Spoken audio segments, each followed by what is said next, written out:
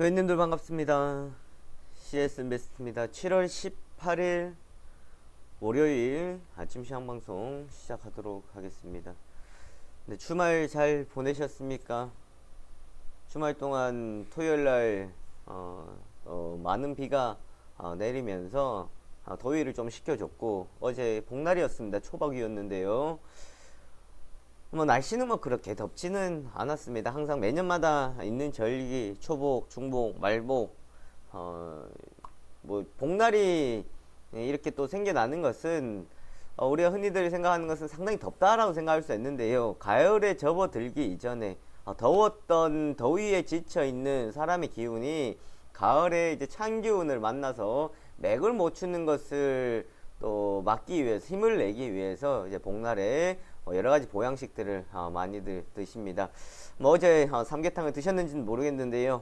우선은 어쨌든 힘을 내시고, 또한 삼계탕만큼, 또한 이런 보양식만큼 주식시장에서도 강력한 한방이 있었으면 참 좋았을 텐데, 시장은 이제는 그런 강한 한방보다가는요 좀 더 체력을 길러간다라고 생각하시면 될 것 같아요. 그런 맥락으로 본다 그러면 보양식이라고 생각하시면 될 것 같은데, 현재 상황에서는 강력하게 시장을 돌파하기보다는 좀 이제 시장에 대한 내성을 좀 다져가고, 그리고 앞으로 이제 실적 시즌을 준비하면서 좀 견고함을 좀 맞춰 가야 되지 않을까라는 생각들을 해볼 수가 있겠습니다. 자, 먼저 지난주 시장 잊어버렸습니다. 주말 보내고 왔더니 어떻게 흘러갔는지 잘 기억이 나지 않습니다. 한번 살펴보도록 하겠습니다. 먼저 지난주 전체적인 이슈를 한번 보시면요, 지난주 시장은 코스피 같은 경우에는 지속적인 상승세를 보여줬었습니다. 사실 지지난주 금요일날 좀 지수가 주춤했었죠. 사드에 대한 이야기가 나오고 난 뒤에 좀 주춤했던 모습들을 나타냈었고, 그것이 월요일, 화요일, 수요일, 목요일, 금요일까지 전체적인 좋은 모습들을 보여줬으면, 특히나 코스닥보다가는 코스피에서 좀 더 견고한 모습들을 나타내면서 코스피 지수는 2010포인트 위에 올려놓았습니다. 7월 18일이었죠. 금요일 같은 경우에는 장중 이제 고가가 2022포인트 올라가면서 2020선에 한번 장중에 올라가는 모습까지 보여주는 상당히 긍정적인 흐름들이었다라고 보실 수가 있겠습니다. 자, 코스닥은 코스피보다가는 좀 못했습니다만은, 코스닥도 나름 견조한 모습들을 나타내줬다라고 보시면 되겠고요. 삼성전자가 특히나 지난 금요일 좋은 모습들을 나타내면서 지수를 끌어올려주는 역할들을 해줬었던 상황들이었습니다. 자, 그러면 먼저 14일이었죠. 목요일 시장 상황들을 보고 15일 국내 시장 보도록 하겠습니다. 뉴욕 증시 영국의 기준금융 동결에도 대형 금융회사들 실적 우조 일제히 상승했었다라는 건데요. 영국의 기준금리 동결에도랍니다. 그럼 이것은 무엇을 뜻하고 있습니까? 시장 어떻게 하기 바랬다. 금리를 좀 더 낮추거나 조금 더 이제 마이너스 금리를 통해 가지고 부양책 쓰기를 바랬었던 상황들이었는데, 그렇지 않고 동결을 했었다라는 거예요. 그럼에도 불구하고 은행권주, 은행 쪽에서 실적이 좋게 나오면서 지수를 끌어올렸었던 상황들이었는데, 그만큼 지금 미국 같은 경우에는 실적적인 것까지 뒷받침되면서 시장이 이끌어줬다라고 해석을 해볼 수가 있겠습니다. 영국 영단은행은 예상을 깨고 기준금리 0.5% 수준 동결하였다. 자산 매입 판단은 3,750파운드로 유지를 결정했다라는 건데요. 자, 이렇기 때문에 지금 우리가 좀 기대를 모으고 있는 정책적인 부분들이 있습니다. 바로 22 통화정책회의를 앞두고 있는 상황인데요. 22 통화정책회의에서 마리오 드라기 유럽중앙은행 총재의 이제 어떠한 발언들이 나올 것인가, 어떠한 이제 부양책에 대한 이야기들이 나올 것인가라는 것에 대한 시장 투자자들의 관심들을 모아지고 있는 상황들입니다. 자, 국내 증시 우선 코스피는 상승 마감을 했는데요. 코스닥 하락을 했습니다. 아예 두 개가 다른 모습들을 보여줬었습니다. 장마판까지 코스피는 올라가는 유지를 해주는 모습 보였습니다만, 코스닥은 오히려 점심시간 이후로 해가지고 계속해서 내려가는 모습들을 보여줬었거든요. 사실 이거로도 우리가 해석을 할 수 있는 게, 역시 같은 가치면 대형주구나 라고 생각할 수 있겠죠. 하지만 코스피에서는 삼성전자라는 대표적인 기업이 강세를 나타내줬다라는 것을 좀 긍정적으로 바라볼 수 있겠고요. 대형주들 같은 경우에는 과대 낙폭을 통해 가지고 강력한 반등은 못 나왔습니다. 그렇지만 추가적인 하락이 나오지 않았다라는 것이 시장을 좀 잡아주는 역할을 해줬다라는 것이 되겠고요. 반면 코스닥 같은 경우에 시가총액 상위 종목들의 움직임들이 강력하게 나와주지 못했다, 끌어올리지 못했다라는 것이 지수에 좀 더 부정적인 영향을 줬었다라고 보시면 될 것 같고, 거기다 수급적인 부분이 부분이 있습니다. 외국인들이 현물과 코스피에서 순매수를 이어갔습니다. 전날이었죠. 목요일날 옵션 만기를 거치고 난 뒤에 금요일 첫 거래일 흐름들도 양호했다라는 것을 우리가 좀 더 포인트로 보시면 될 것 같습니다. 반대로 기관 투자자들은 투신권을 중심으로 해서 매도 물량들을 쏟아내면서 코스피만 아니라 코스닥까지 매도가 나갔다라는 건데, 항상 이럴 때마다 제가 했던 이야기가 있습니다. 기관들이 코스닥에서 매도가 나가고 코스피에서 매도가 나가는 것이 안 나가는 것이 아니라 두 개 다 같이 나간다라는 것은 무엇을 뜻하냐? 기관들의 지금 매수의 여력은 지금 부족하다. 특별히 시장에 대해서 매수에 대한 포인트를 잡지 못하고 있기 때문에 들어오지 않는다라고 그냥 간단하게 해석하시면 됩니다. 그러니까 기관들은 지금 들어올 생각 없다라고 보시면 될 것 같고요. 그리고 외국인들이 지금 계속해서 들어오고 있다라는 겁니다. 그런데 우리가 좀 생각해 봅시다. 외국인들이 지금 5천억, 예를 들어 선물에서 5,300억, 뭐 이러한 부분들이 블록들을 통한 여러 가지 수급적인 변화들도 생길 수도 있겠습니다만은, 어쨌든 외국인들 지속적인 매수가 들어오고 있는데 이제 매수의 탄력이 조금 둔화가 되는 흐름들이 올 수 있을 것이고요. 또 한편을 봤을 때는 이제 외국인들 많이 들어왔기 때문에 이제 좀 조정이 나오지 않을까라는 개인 투자자들 생각이 있을 수도 있습니다. 하지만 여기에서 우리의 생각대로 가는 것이 아니라 그냥 시장이 흘러가는 대로 갈 수밖에 없다라는 좀 어려운 이야기인데요. 흘러가는 대로 갈 수밖에 없다. 많이 올라왔다 싶어가지고 이제 안 가겠다 싶으면 지금 코스피 같은 경우에는 따박따박 올라가는 흐름들이 나올 수가 있거든요. 이거 제가 지난주에 한번 말씀드렸었죠. 밑으로 코스피는 이제 쉽게 안 내려올 거예요. 위로 올라가면서 따박따박 밟아가는 흐름들이 나와 줄 겁니다. 자, 그런 흐름들을 생각해 본다 그러면 아무래도 코스피는 좀 더 견조한 모습들이 나타날 수 있을 것이다 라는 것에 우리가 좀 더 포인트를 잡아보시면 될 것 같고요. 또 외국인들이 비차익을 통한 상당히 많은 매수를 들어왔다라는 것, 시장에 대한 긍정적인 시그널로 받아들일 수가 있겠습니다. 고점에 대한 부담, 주말 앞두고 투자자들 리스크 관리가 나서면서 상승 추세는 좀 주춤했었죠. 그러면서 막판에 좀 주춤하면서 내려오는 모습들을 보여줬습니다만은 종가로 더 내리지 않고 그래도 잡아주는 모습들을 나타냈고요. 외국인들 선물 매수, 삼성전자의 순매수가 눈에 띄는 상황들이었습니다. 자, 코스피를 보시면 올해 사상 최고, 올해 최고점까지 이제 올려놓는 모습들이었는데요. 자, 이 위치에서 이전하고 지금하고 많이 다르다 그랬었어요. 자, 지난번에 한번 설명드리기를, 앞에 이렇게 올라왔을 때는 비정상적인 흐름을 통해서 이렇게 올라왔었는데 지금은 제대로 된 흐름을 통해서 올라오고 있다. 외국인들 수급과 시장에 대한 불확실성들이 제거하고 올라오고 있기 때문에 이 자리는 쉽게 내려오지 않을 것이다 라는 말씀 드렸습니다. 지금 그렇기 때문에 위에서 단기적인 박스권을 만들어줘야 되는 위치라고 보시면 될 것 같고요. 시가총액 상위종부터 삼성전자부터 해서 삼성물산까지 강세를 보여주면서 시가총액 상위 종목들 전체적인 상당히 좋은 모습들을 보여줬습니다.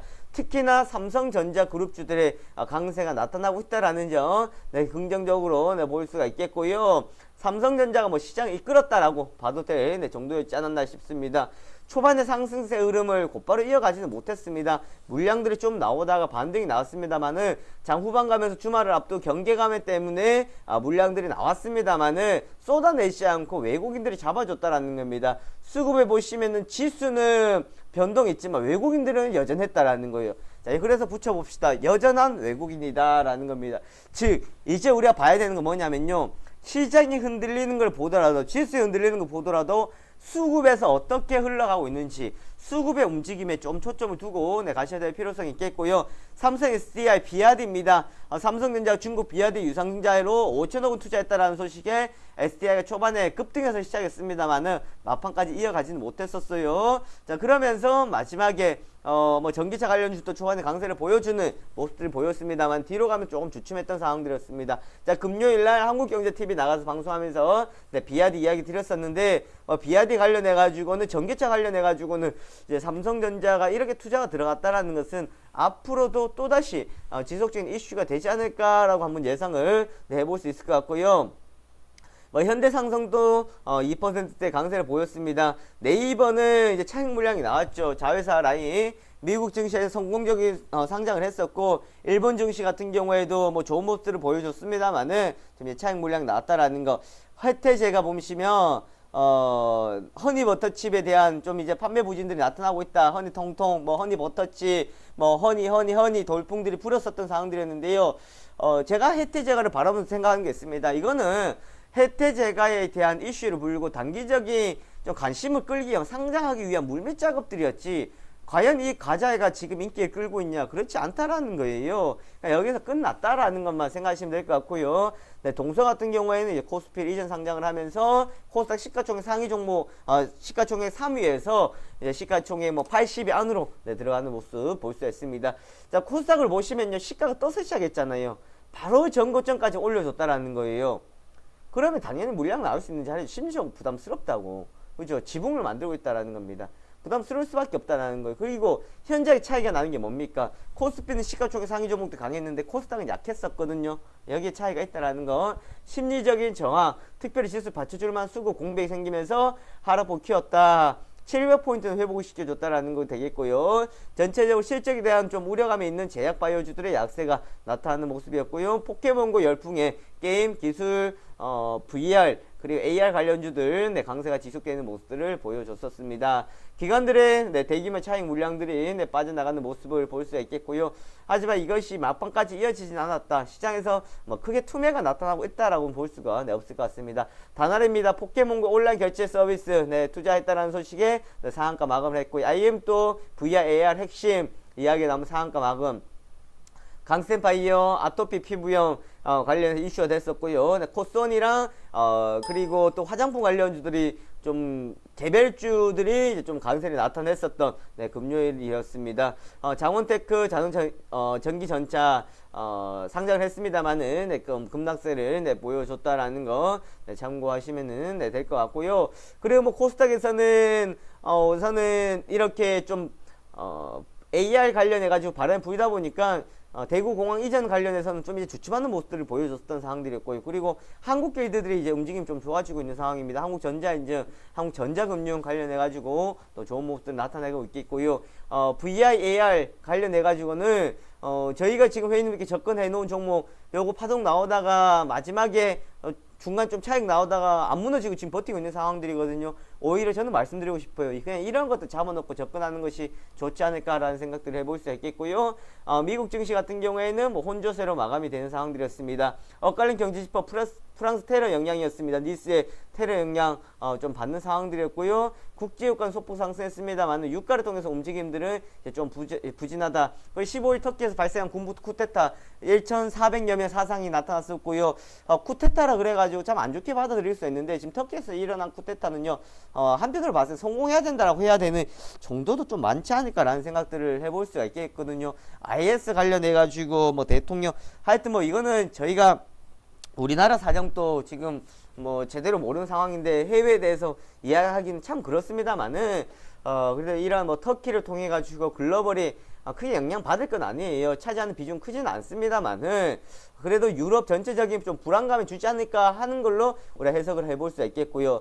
한편 봐서 좀 용감한 뭐 쿠데타였지 않았나라는 생각들을 네, 해볼 수 있겠습니다. 세속주의의 반기를 들었다라고 네, 참고하시면 될 것 같고요. 자, 오늘의 포인트는 외국인 매수의 연속성입니다. 지속적인 매수가 들어오고 있는데요. 그런데 한번 봅시다. 외국인 매수가 들어옴에도 불구하고 상승 탄력이 둔화가 되고 있다. 이 말은 뭐일 것 같아요? 그만큼 많이 들어오고는 있습니다만은 들어오는 만큼 상승적인 힘이 좀 부진하다라는 거, 좀 시장에 대한 이제 상승이 부진하다. 여기에서 외국인들의 매수가 계속 들어오는 상황에서 기관들의 매도가 나오고 있기 때문에 그런 거예요. 기관들이 지금 멈춰주지 않고 있는 상황이거든요. 근데 여기 기관들 조금만 멈춰준다 그러면 탄력 좋게 올라갈 수 있겠습니다만은 올라가 본들 그냥 뭐 비슷비슷하다라고 생각하시면 될 것 같고요. 삼성전자의 힘을 지수로 떠받쳐주고 있다라는 거. 그리고 실적 발표일까지의 불확실성입니다.